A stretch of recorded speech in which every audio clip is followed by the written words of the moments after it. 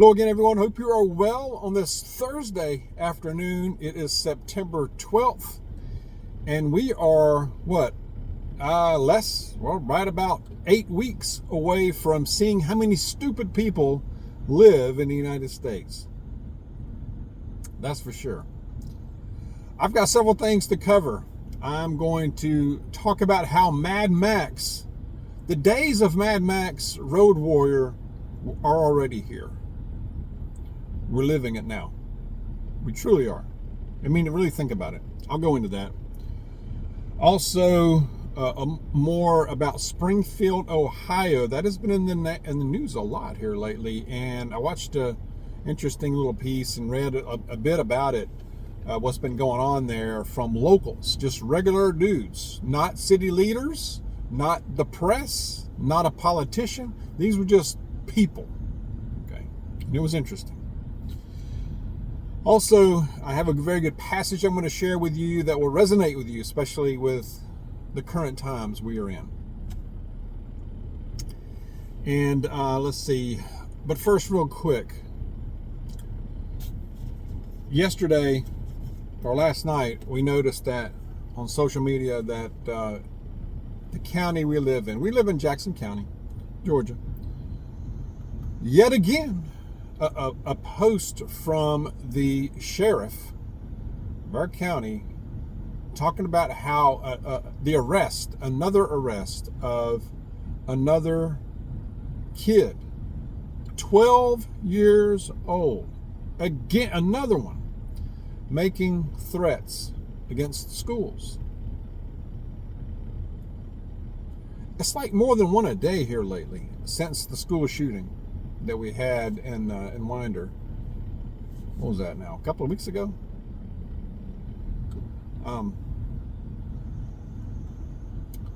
I can't explain it, and I'm out of words really to describe it, I guess, other than it is very sad. And many believe that we are either approaching or in the end times, and I tell you, with every day, I believe we are. We're seeing a lot of signs of it. More on that later. But another little story that kind of jumped out at me, closer to the unthinkable. I saw where Putin, president of Russia, said he was talking about that. Somebody asked him about the potential use of Western NATO long-range weapons against Russia. And they asked him, what does that mean? He said, that would mean that NATO countries, including the United States and the European nations, are at war directly with Russia. We need to keep our eye on this thing. I've been looking at it. I haven't mentioned it in videos lately, but I'm definitely keeping tabs on it. I think we inch closer and closer to direct war with them if we're not already in it, and that would be very bad on many levels. People don't realize it. So many people are still running around clueless, and I know we talk about it a lot, but it's so true. Mad Max is here. I probably should have had Mrs. Dawg join me or do a video. She could probably do a video by herself on this, because even though I know I drive a lot in my job, I'm not on major interstates. Now, I am on a lot of county roads and cities, small, medium-sized city here near Athens, and in between, and some other little areas. So on a smaller scale, on the back roads and all that, I see it too. And I know many of you do. Mrs. Dawg can give you the perspective, and tells me every day about it, of a major interstate between here and Atlanta. She goes into Atlanta for work 3 days a week, and she has to spend a majority of her time on Interstate 85. And it is like a freaking racetrack. And,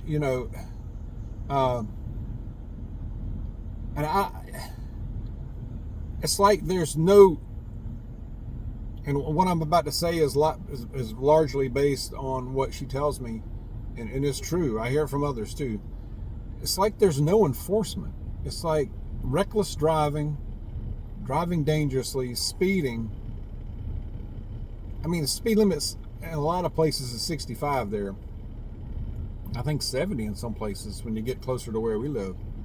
But it's like you're sitting still. People are driving so fast, so dangerously. I know even in my travels, it's about, I'd say 2 or 3 times a week, somebody is trying to pass and in the lane that is oncoming towards me. And I tell you, I've come close to having to just ditch the car. In a ditch or on the side of the shoulder to avoid getting hit. People are taking chances, running red lights. When you are at a red light and it turns green, you got to make sure you're looking both ways, maybe twice, before you step on the gas pedal and go, because somebody's going to be running it. That's how a lot of these accidents happen. But on back to the interstates, from Mrs. Dawg, from what she tells me every day, I mean, it's just such dangerous driving. It's like I want to have the car just outfitted with metal plates or something, or bulletproof plates. I'll get to that too. Bulletproof. You might need a bulletproof windshield soon, and glass windows. Maybe it makes me want to get the biggest truck available that I can buy and put the little bars all the way around it, you know? The bars like the cops have on the front that they push cars out of the way. It's like, we're like Mad Max. That's what it is. It's the road warrior. It's the road warrior. We joke about it, but dang. Wasn't the Road Warrior, the movie, actually set, I think, in the year 2024, I believe, or 25? You can't make this up.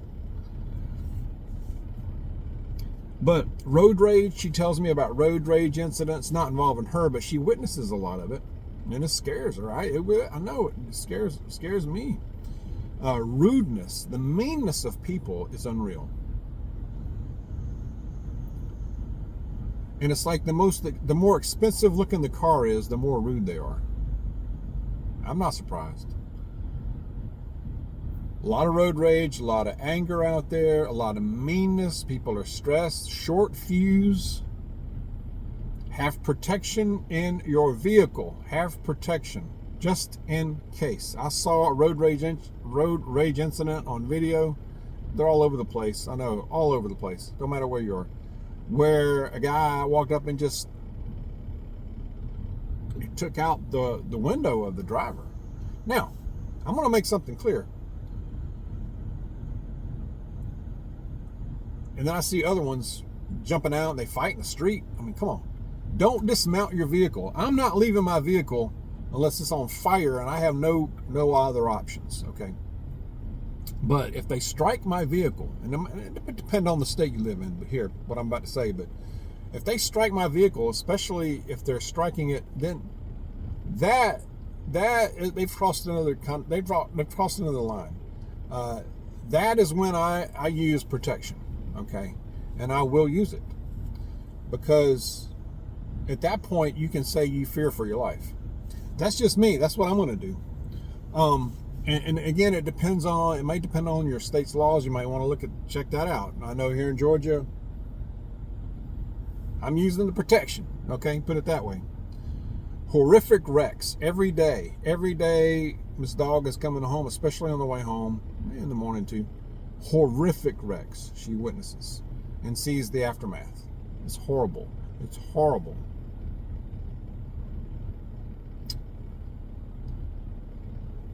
I saw also a while ago another shooter in Kentucky. They're still searching for this guy that was shooting on along I-75 earlier this week or this weekend. Still ain't found him. Another shooter. They got another shooter now that struck at least one car.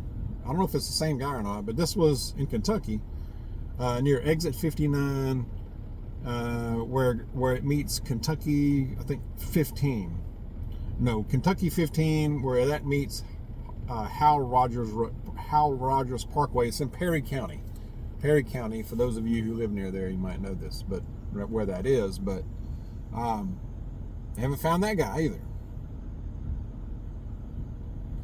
So we got people just shooting random vehicles. I don't know what it is about Kentucky, but it's happening there.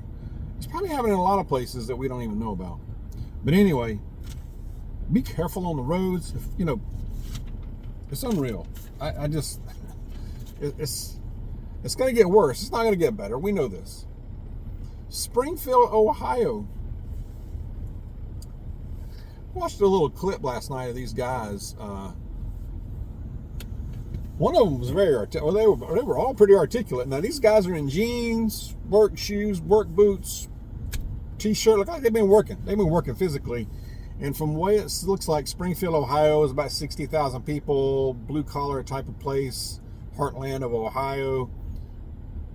Most people, he was talking about the demographics there, and mostly paycheck to paycheck kind of people, And we're just regular people here. But over the last couple of years, they've imported these Haitians in there, and it was all about a jobs thing. I won't go into detail on that, but basically what he said was, when you put 20,000 plus in this town, it's horrible. And the way they were talking about it is not just safety for sure, but the drain on the resources. But the safety factor is the big thing there, and people are horrified, and they don't know what to do. And this is being allowed to happen. And notice it's in Ohio. It's in the heartland. I think that's deliberate to do that to these people, because most people like that are going to be Trump supporters, right? But it's being allowed too, though. I don't get it. I don't quite understand all of it. But he was talking about how a lot of these folks that have come in there against the law, of course, newcomers against the law, I'll say it, I'll put it that way, are driving without a driver's license or properly, licensed. They're having horrific wrecks, fatalities from it, people driving on the wrong side of the road as if we're driving in England. Just you name it. The roads, he said, are just horrible there. It's so bad that a lot of the people that live there, they've got limited shopping there. Like there's one big Walmart there, he said, or there's some other shopping there, but it's so bad that a lot of the people that live there drive the next town or two over away from Springfield to shop, because just to avoid all of the migrants there, because they're rude, they're pushy, they're just plain dangerous, and they're scared. The people are scared. I understand. They've taken over. This is not just one isolated case, y'all. This is like a blueprint. This is going to be happening in a lot of places. It already is. And people are going to vote for this. I mean, think about that.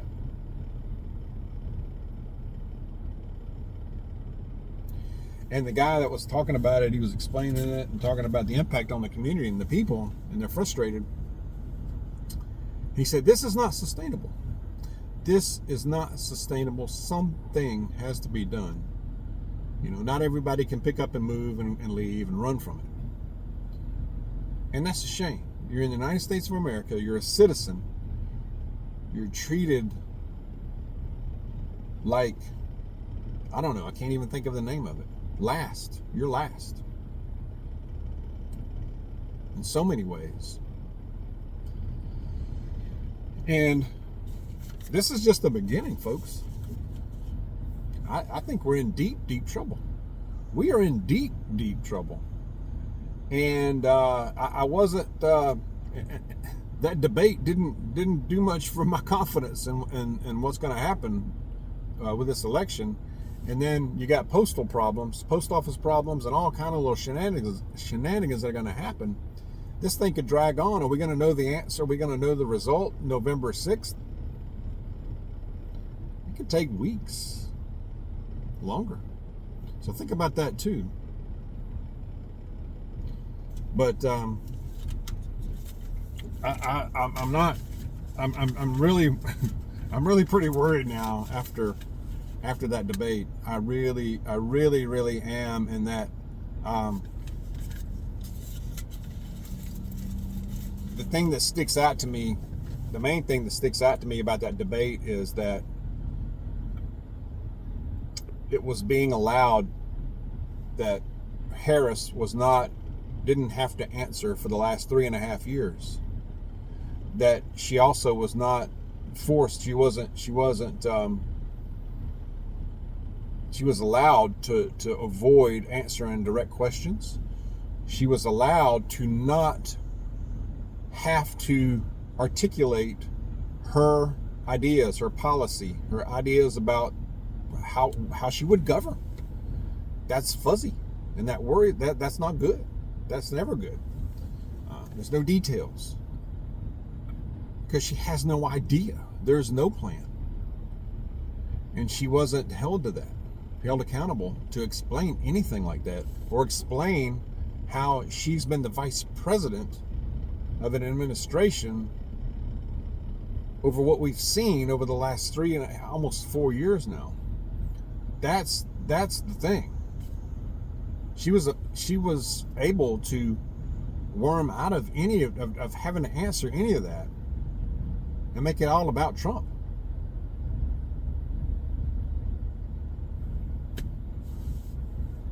So we're in trouble. We're in trouble. And I'm trying to stay positive. I need help from y'all. Share your thoughts on that. I'm going to go to a passage. That'll help.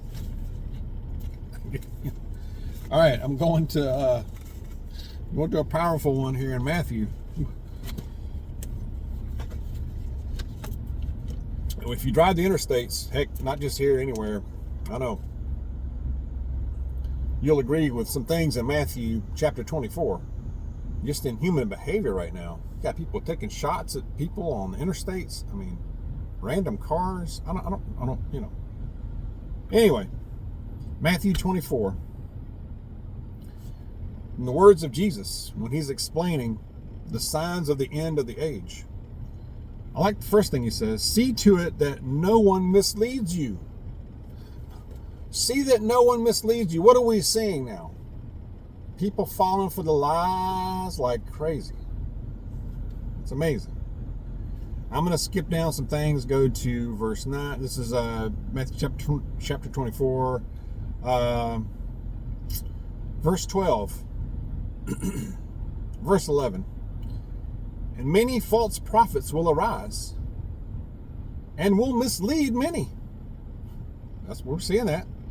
And because lawlessness is increased, most people's love will grow cold. We're seeing that. And this gospel of the kingdom shall be preached in the whole world for a witness to all the nations, and then the end shall come. But he's talking about how people fall away. There will be many fall away also. I was trying to find that verse in here. I know it's in here.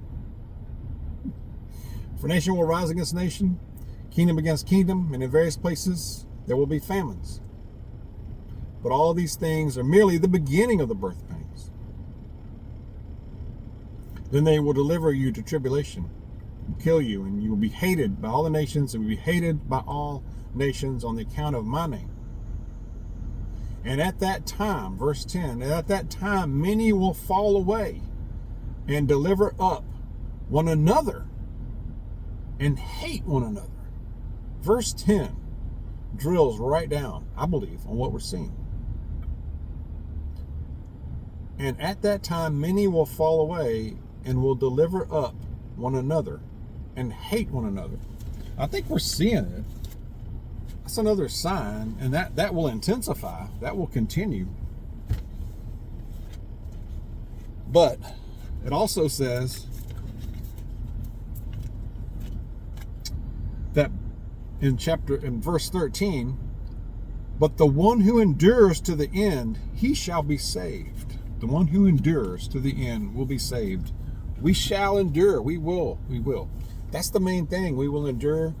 And to do that, we stay close to Jesus. We can still prepare too. All right. I've gone on too long probably. Share your thoughts. Let's stay close to Jesus. God bless you. I'll see you soon.